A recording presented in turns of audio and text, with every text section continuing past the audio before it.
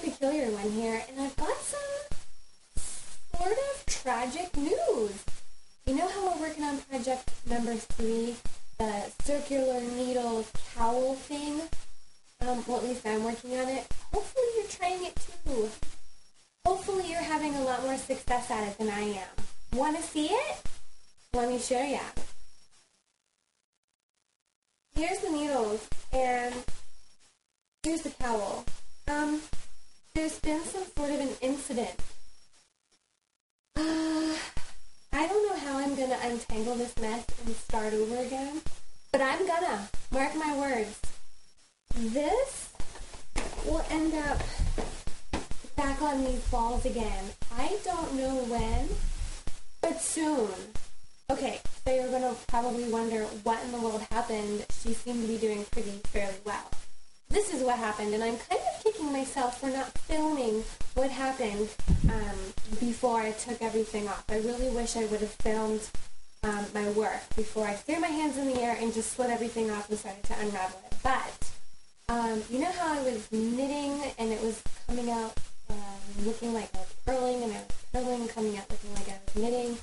Well, that's all fine and good, but when you when you shove your knitting in your purse to take with you and do it on the road, or like in my instance, I always put my knitting in little gift bags just because it's always ready to go, and also it keeps my yarn from rolling away from me while I'm working on it. So anyway, whenever we get in the car, I grab my knitting so that I can knit in the car, which is kind of dumb because I always get nauseous knitting in the car, but I can't help myself. I know to do it. Anyway, here's the bad thing. I will knit while I'm sitting at the stoplight while I'm driving. I know, that sounds stupid. That's worse than people texting and driving. At least I'm not knitting and driving at the same time. Like, you know, steering wheel, knitting needles, yarn in hand. That doesn't happen. But I do like to pass the time wisely. They taught us that in elementary school. So anyway, at the stoplights, I knit. I will probably never do that again on circular needles because I will pick up my knitting and just start knitting or purling wherever I think. You can sit here for a second. And shush, we're talking about knitting on circular needles. Anyway. So, go upstairs and make sure you have your TV turned off. Don't kick the charge off. Okay, so anyway, after the whole circular needle cowl mishap, I needed to do something to, like, soothe my sad spirit in the realm of knitting. So I made another cowl. I'm still working on it. I got this super cute bag I got at Target in the dollar section. Isn't it cute? Anyway, so of course I keep my knitting in a bag. What I'm making is 2-stranded, cast it on 60 stitches, and here it is. It's in this crazy fuchsia color. I hope you can see. I know the lighting is crazy down here. This is the playroom. Anyway, the cool thing about this cowl, let me see if I can get up close enough for you to see. Here we go. These 2 different strands. This one, let me get rid of this one. This strand is from Vanish's Choice from last season. I forget what color it is, but it's gorgeous.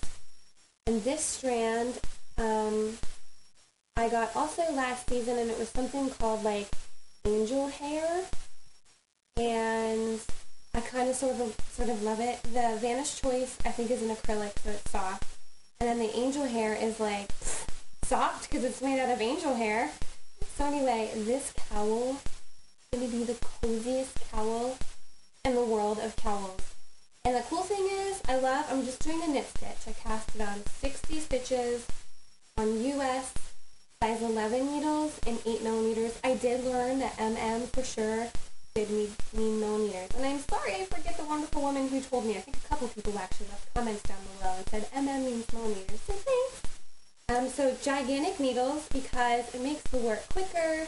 And I really love bulky yarn on big needles because it makes these big stitches. And I just love it. So anyway, let me see. I don't know if you're going to be able to notice this, but as I knit, every stitch is knit, so I guess that makes up the garter stitch. As I knit, it makes like this, to me, it looks kind of like a brick pattern, like on the side of the house, only in fuchsia. And because it's got like that wispy, halo-y thing going on over here, it looks to me like dreads. And I kind of love it. So I'm calling this the Raspberry Angelic Dreadlock Cowl. And that might skeeve you out, but it is so soft. It is so making me feel better after the circular needle incident. This is exactly the project I needed. So, sorry to say, we can have a moment of silence for the first time I ever used my circular needles, if you like. But it's not worth it, because this rocks my socks. So if you're having a hard time with your circular needles, I'm sorry, and I totally feel bad if I led you astray. Go find someone who knows what they're doing for sure, and ask them, because I knitted at the stoplights. That's my big advice. Don't knit something that you have to pay attention to at a stoplight, because you're going to set your work down as soon as you turn green, hopefully, and then drive. And when you get to the next stoplight and it turns red, you're like, oh, pick it up, and you just kind of look around and make sure you're kind of aware of your surroundings, and then you're going to mess up your knitting, which is what I did. I'm not saying you shouldn't knit at the stoplights. I'm just saying knit something super simple, like a dishcloth. Dishcloth at the stoplights. That's probably bad advice too. You probably shouldn't knit and drive at all. Anyway, I'm happy about this, sad about that, but you live and you learn, and I am going to clean up this knotted mess. I'm determined. Just not anytime soon. Until next time, happy knitting.